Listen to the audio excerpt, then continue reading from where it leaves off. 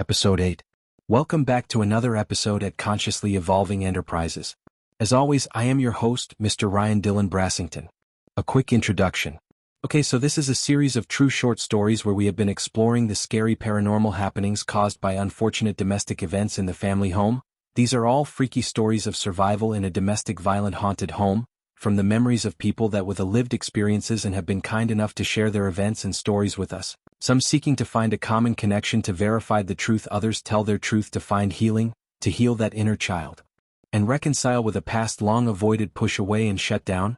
With true tales they open the door where shadows linger in nightmares, memories, fragmented memories of a former life lived as a child, and the real life monsters are the parents we are meant to love in that family home. Gordan Blake, 2006. Living with Clint, who suffered with schizophrenia. Living with Clint at Canton Beach on the Central Coast of NSW. The two-bedroom was the middle on the second level, spacious enough for two young bachelors and close to the lakeside. It was a perfect spot. But regrettably my stay wouldn't be very long, after several events of a schizophrenic episodes and Clint's violent friends and relatives. One of these events, Clint wasn't at home at the time, so when this guy that looked like Clint walked in, it took my brain a minute to compute that this guy wasn't Clint. He looked a bit like him but a bigger build and older, and in fact was the older brother of Clint. I realized as him and his mates have burst in, slamming open the unlocked door, bang, walking with swagger, puffed up and ready to hurt someone, was written all over his face, the same face on the three men behind him.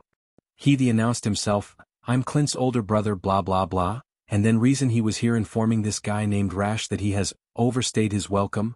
One of them looks at me and says, "Him?"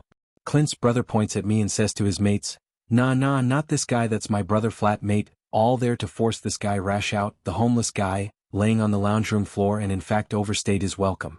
Clint had invited Rash to come stay at our place for a few days. This dude had hung around like a Rash himself, with no efforts towards recovery, just bludgeoning of us both for weeks. So, within those few weeks, Rash had obviously overstayed his welcome, as the older brother of Clint with his friends surround him on the floor, help him to his feet, picking him up and drag him out the door with his feet dragging on the floor behind him, all three dragging him out the door and down to the road. It was there in the middle of the road that they started beating the shit out of him. This guy Rash didn't deserve what was happening. These guys were smashing him hard with punches, kicks and pushes. The sound of three men painful beating the flesh and bone out of this guy Rash was shocking. The sound echoing up the street, I could swear to God I was watching a murder happen, so I just closed the door and went to my room and pretended I didn't see anything. The best episode of schizophrenia. So, just so you're aware, Clint is a hallucinogenic schizophrenic, himself harmless, but his visions of dead people laying in a pool of blood on the roadside, down the dark alleyway, running soaked in blood. See there? In the middle of the road. That person there, should we help them? We should help them. Then Clint would dash away, running off down the street after whatever it was he had seen. His liking for drugs and alcohol only caused further dysfunction and harm, causing episodes where Clint was the left wing of the load, and able to talk to the dead with this here pen and paper. So, Clint's episodes became commonplace and considered normal, until the line of reality blended with a horror film. Between the normal days, this bizarre day frightened us all. I'm in my bedroom laying on the bed with my girlfriend. We hear Clint muttering something from the lounge room couch. I get up and listen closer, putting my head against the door, my ear pressed, listening. I hear Clint say softly, "Fuck off. Fuck off." I look to my girlfriend and say to her, "It looks like Clint needs some help. I'm going out to make sure he's alright." She agrees, smiling to my quick offer of assistance to my friend in need. I slowly open the door, seeing Clint's feet first as he lay horizontal on the couch. My sight traces up the couch as my bedroom door opened, revealing more of Clint laying down.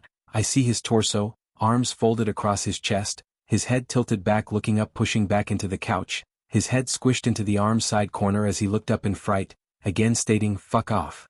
As I open the door and see Clint in full, his face froze and he quickly looked over to me with his eyes wide in horror, his face white with shock. He makes eye contact with me, frozen in the moment until my eyes make the same gaze, looking up to the end of the couch and sitting on the arm side with long jet black hair, a white nightgown, this skinny fragile ghost-like lady leaning over Clint, biting the air in front of his face with rotten stained teeth clanking together hard each time she snapped them close. She leans over him repeatedly saying, my house, get out, my house, out." Clint staying still looking at me as I am this woman. My facial expression changes from curiosity to shock. Clint looking at me. I said, "Clint, who is that?"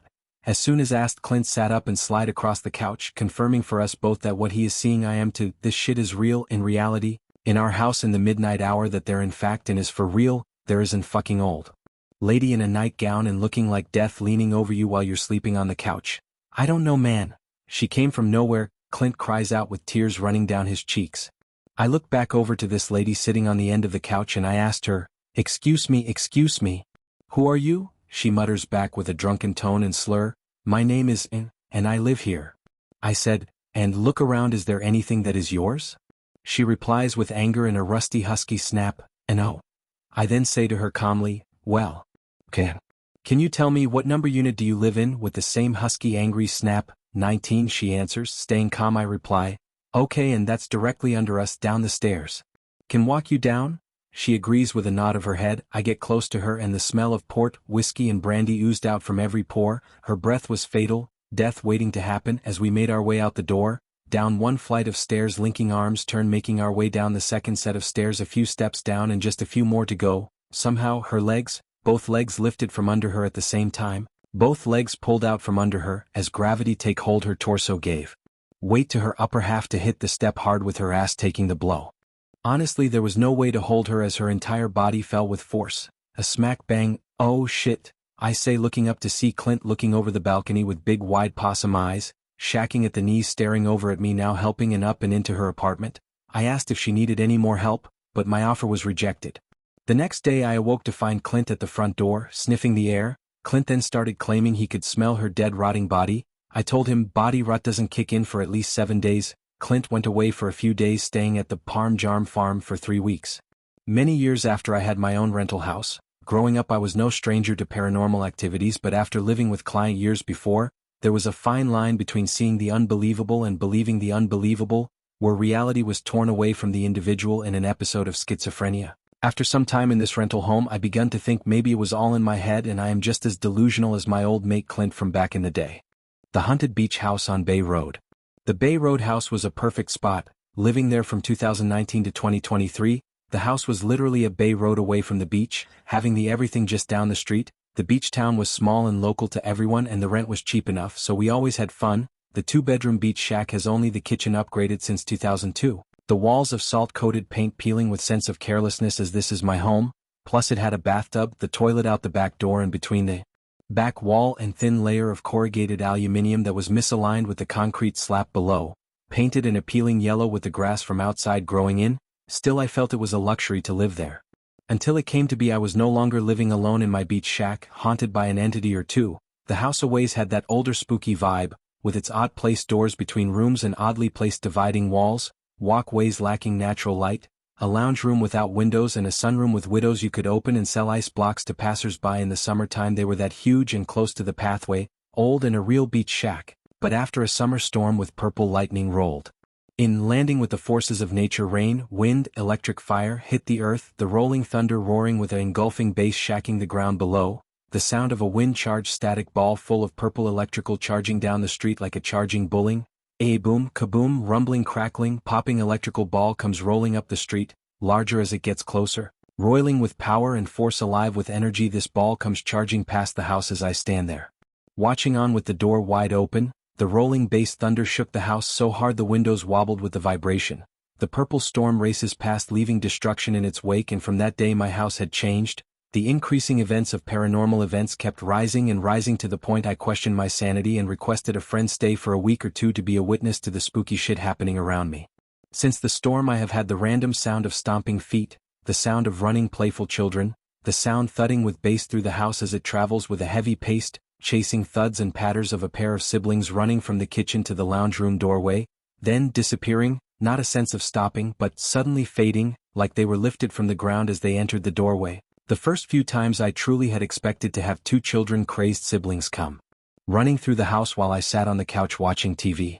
I would often watch the doorway with expectation that they'll run in, after I hear footsteps start, quickly coming closer with the sounds of thud, thud, thud, patter, patter, patter, running closer from the kitchen, through dining room to lounge room door.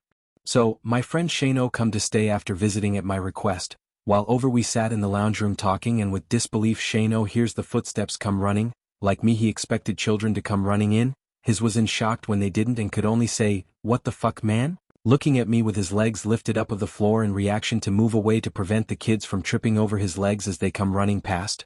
But the kids never entered the room. The sound of kids running suddenly lifted in the doorway. I turned to Shano, who is fixated on the doorway, white pale face, and say to him with questioning, "Yeah, hey. For real, man. So you defiantly heard that too, hey?" One of the following nights, after lying in bed and falling asleep, I awoke trapped in paralysis. Like most stories of paralysis, I felt the pressure of an entity creeping up onto my bed, stuck, frozen, paralyzed from the feet up, the presence of a body slowly creeping its way up the sheets, the weight moving up your body, pressure weighing as it plunks itself onto my chest. I felt the ass of this thing sitting on top of me. I'm frozen, unable to move. I try to speak, but only a mutter of silent words come out. I grasp for help between breaths. Panic begins to set in, frozen still, this thing on my chest and no one coming to help. I then feel these cold and boneless sausage fingers creep over the blanket's edge and grips it tightly across my chest. I feel my heart racing, but still I cannot move. Knowing I'm home alone right now, I was reminded there was no help, no one to shout out to, no rescue was coming. So, after a while, my cries turned to statements of rebellion, my panic turned to anger, my isolation turned to power. Here alone, I thought to myself, fuck you, I will not give in, I will fight you, fucker. My voice mutters the words, fuck off, out into reality. The entity, shocked and loosens its hold, replied by the resilience, fuck off, fuck you, fuck off. The weight softly begun to be lifted. You sad little fucker, I will eat up, fuck off, invading my space, fuck you, fuck off. As I said this again and then again, fuck off, fuck off, fuck off. The anger in my voice started to come through, fuck off, the sensation of paralyzation lifting with every burst of fuck you, fuck off. As my voice was the first thing to come back into reality, I continued to insult this invading entity. Fuck off, I'll eat you up, now fuck off, fuck you, yum yum, fuck off. Finally, any weight had lifted off of me and I shudder awake back into this reality, looking about the room with nothing in sight. I jump from my bed and run to the lounge room and watch telly until Shano finishes work and returns. On this night, me and Shano had been sitting in the lounge room chugging down bongs and coffee for hours, until it got to the point when I had to retire to bed. Stoned and tired and buzzing with caffeine, I tried to sleep, but as I stare into the darkness of my room, I find my eyes following a shady shadow floating around the room. I'm watching this things and brains trying to make sense of what I am looking at, squinting my eyes trying to focus a bit more on what I'm looking at in the dark.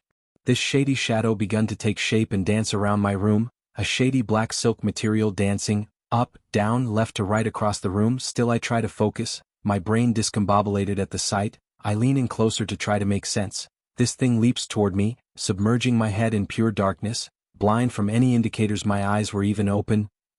I yell out as my confusion quickly turned to fright. As I realized I was awake and couldn't see, the air thick, I knew something was wrong, so I blindly fumble my way to the door. When I open it, the light burst in, hurting my eyes. I run out from the room rubbing my eyes. I look to the lounge room to see Shano awake and playing on his phone. He looks up at me white pale, shocked with horror, as he breathed in to ask what had happened. The breath turned to a gasp, his next breath taken away, when he seen the same entity fly out from the room behind me, dart the corner and then race across the ceiling towards the dark space behind the lounge room door. I told him that was the same shady shadow floating about my room, as he described what he seen. Shano states with a tremble in his voice, "This place is fucked, man." One day later, I come from work, park the car and walk up to the front door, pushing my key and turn, pushing the door wide open. As I step up the step into the house, I hear Gordan, someone calling my name out. At first I thought it sounded like my girlfriend's voice. I wondered what she was doing over and how she got in. Then I remembered she's also on her way home from work, as we had recently spoken on the phone that day, having a conversation about moving in together away from my paranormal situation. So I stick my head in and shout out hello, with a question pitched in my tone. To my shock, then right in my face with the breath of air, my name was said again, directly in my face with no one present. "Gordan," the voice said as clear as right there in front of me, in the same vocal way as my girlfriend would say, "Gordan." It called out again as stepped backwards and down the stairs, pulling out my phone and calling Shano and asking if he could now also help me pack up the house and moving in with my girlfriend Mel until we find a bigger home. We didn't stay another night and packed by day and moved each load in the afternoon and didn't get back in the nighttime hours. That's the end of this one. Thank you for listening, reading, sharing. We appreciate you. See you next time at Consciously Evolving Enterprises.